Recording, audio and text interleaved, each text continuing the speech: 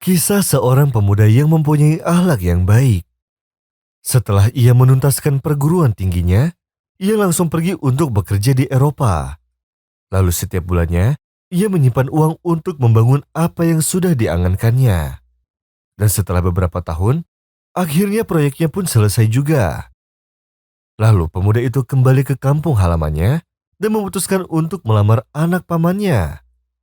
Ketika sampai di rumah pamannya dan mengutarakan maksudnya, lalu sang paman pun langsung menyetujuinya.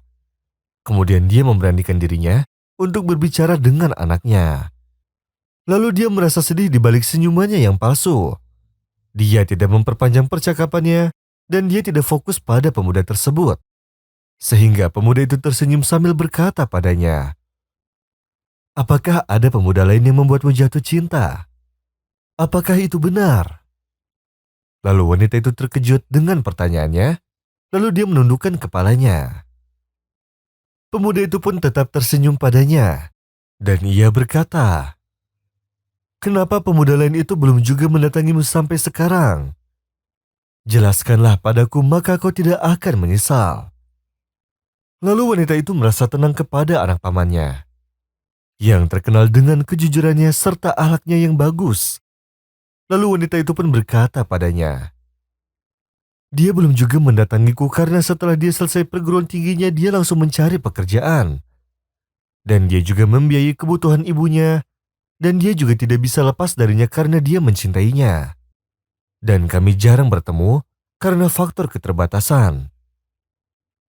Dan pada waktu itu pula lelaki itu meminta nomor kekasihnya, lalu dia berkata padanya, "Jika kau mengizinkan, akan aku jadikan dia sebagai pegawai di proyekku dengan gaji yang besar, dan dengan waktu yang singkat dia bisa melamarmu." Lalu wanita itu pun menangis karena merasa senang. Lalu dia memberikan nomor kekasihnya, lalu lelaki itu langsung menelponnya dan berkata, "Bagaimana bisa kamu meninggalkan kekasihmu?" Dan hampir saja dia sampai dilamar orang lain. Lalu kekasihnya tersebut menjawab dengan sopan, "Maaf, ini bertentangan dengan keinginanku. Karena dengan keadaanku, aku bingung. Aku juga memiliki lebih dari satu masalah. Dan jika keadaanku memungkinkan, aku akan langsung terbang pulang untuk menemuinya." Dan setelah 2 hari berlalu sejak perbincangan tersebut, pemuda itu bertemu dengannya lalu dia mendapatkan pekerjaan dengan upah yang besar sekali. Lalu pemuda itu berkata pada kekasihnya, "Setelah aku pulang dari pekerjaanku, aku mempunyai keinginan untuk menikahi anak pamanku. Dan ketika aku bertemu dengannya, getaran cintaku bertambah dan aku tidak tahu sebabnya. Dan ketika aku tahu tentangmu darinya, tidak aku temukan dalam akal sehatku kecuali hadis Rasulullah Shallallahu Alaihi Wasallam yang bersabda, 'Siapa yang memudahkan seseorang yang kesulitan, niscaya Allah akan memudahkan atasnya kesulitan di dunia dan di akhirat.'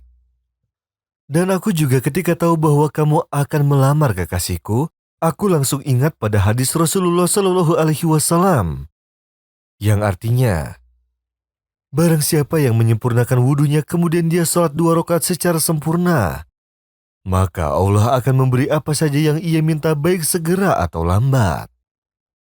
Lalu aku berdiri untuk wudhu dan sholat dan aku juga berdoa kepada Allah dengan tenang dan rasa ikhlas. Untuk keinginan yang aku butuhkan, seperti halnya ibuku yang sering mendoakanku.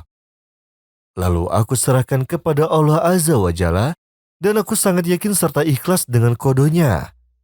Dan setelah aku berdoa terus, tiba-tiba kamu menghubungiku, sehingga aku pun bersyukur atas terkabulnya keinginanku.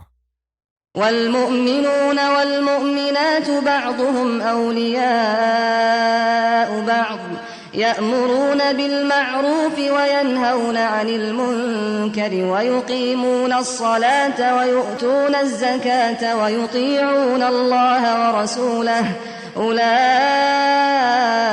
سيرحمهم الله إن الله عزيز حكيم وعد الله المؤمنين والمؤمنات جنات تجري من تحتها الأنهار خالدين فيها ومساكن طيبة في جنات عدن ورضوان من الله أكبر ذلك هو الفوز العظيم. Ada seorang wanita tua yang hidup jauh dari Makkah Al-Mukarramah. Dia belum mempercayai Nabi Muhammad SAW. Bahkan dia sangat membencinya. Dia merasa jengkel kepada Rasulullah karena dia belum pernah melihatnya sama sekali. Tetapi dia sering mendengar dari kaum kafir bahwa ia adalah seorang pembohong. Pada suatu hari wanita tua itu pun pergi ke Mekah untuk membeli kebutuhannya. Dan dia banyak membeli kebutuhannya sehingga ia bingung bagaimana cara ia membawa semua barang belanjaannya. Wanita tua itu pun meminta bantuan kepada orang yang ada di sana dan dia akan memberi upahnya. Akan tetapi mereka semua menolak. Hingga akhirnya Rasulullah SAW pun datang dan wanita tua itu pun belum mengenalnya. Rasulullah pun bertanya kepadanya apakah ia perlu bantuan. Kemudian wanita tua itu menjawab, "Tolong bantu bawakan barang-barangku ini, karena aku sudah rapuh dan aku tidak bisa membawa ini semua sendirian." Lalu Rasulullah SAW pun membawa semua barang-barangnya. Dan ia mengantarkan barang tersebut sampai ke rumah wanita tua tersebut dengan berjalan kaki. Rasulullah SAW tidak mengeluh ataupun merasa lelah. Padahal perjalanannya sangat jauh. Dan ketika mereka sampai di rumah wanita tua sepuh itu, lalu wanita itu berkata, "Wahai anak muda, aku tidak mempunyai barang yang berharga untuk memberimu upah. Tetapi aku akan memberimu nasihat berharga. Ada seorang pemuda yang bernama Muhammad. Dia mengaku nabi dan utusan Allah. Janganlah engkau percaya karena dia seorang pembohong. Dan juga dia seorang penyihir." Lalu Rasulullah menjawab, "Apa yang kau lakukan jika aku adalah Muhammad?" Lalu wanita tua itu pun terkejut dan seketika itu juga dia sadar bahwa pemahaman dia selama ini tentang Rasulullah itu salah. Sehingga ia pun langsung berkata, "Asyhadu an la ilaha illallah wa asyhadu annaka Muhammadan Rasulullah." Aku bersaksi bahwa tiada Tuhan selain Allah dan aku yakin bahwa engkau adalah utusan Allah. لقد جاءكم رسول من أنفسكم عزيز عليه ما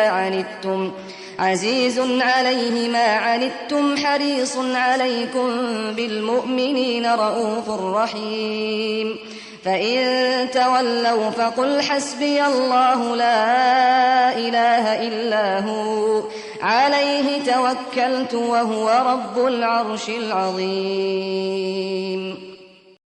Zaid ibn Si'nah merupakan orang yang terkemuka di kalangan orang Yahudi. Dia merasa mempunyai sifat seperti Rasulullah SAW ketika orang-orang melihatnya. Dia pun ingin meyakinkan dirinya bahwa ada dua sifat yang belum dipunyainya, yaitu kesabarannya yang tidak mendahului ketidaktahuannya, dan ketidaktahuannya yang tidak bertambah kecuali kesabarannya. Zaid ibn Si'nah selalu berbuat lembut kepada Nabi SAW agar ia bisa selalu bertemu dengan Rasul. Dia mengetahui kesabarannya dan ketidaktahuannya, sehingga dia membeli kurma dari Nabi dengan batas waktu tertentu. Dan sebelum 2 hari atau 3 hari dari batas waktunya selesai, Zaid ibn Si'nah mendatangi Nabi. Lalu dia memegang baju dan sorban di lehernya sambil menatap Nabi dan berkata, "Apakah engkau, ya Muhammad, tidak memberi hakku? Demi Allah, engkau adalah Bani Muthalib, kaum yang menunda-nunda." Lalu Sayyidina Umar melihatnya sambil mengangkat pedang kepadanya dan berkata, "Wahai musuh Allah, kau tak sepantasnya berbicara seperti apa yang sudah aku dengar." Lalu Rasulullah melihatnya dengan tenang dan tersenyum. Seraya berkata, "Aku dan dia yang lebih tahu tentang hal ini, wahai Umar."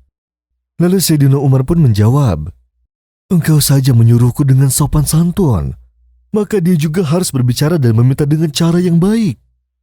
Lalu Nabi berkata, "Pergilah wahai Umar, berikan haknya, dan beri ia tambahan 20 syok." Lalu Sayyidina Umar pun mengerjakan perintah Nabi, lalu Zaid berkata pada Umar, Yang membuatku datang kemari adalah karena aku ingin melihat bahwa sifat Nabi yang diterangkan dalam kitab Taurat semuanya sesuai kecuali sifat hilm. Dan sekarang, aku menguji sifat hilmnya dan ternyata sesuai dengan kitab Taurat. Dan sesungguhnya aku bersaksi bahwa kurma dan sebagian hartaku adalah untuk orang fukara muslim. Lalu Zaid pun pada waktu itu mengumumkan keislamannya.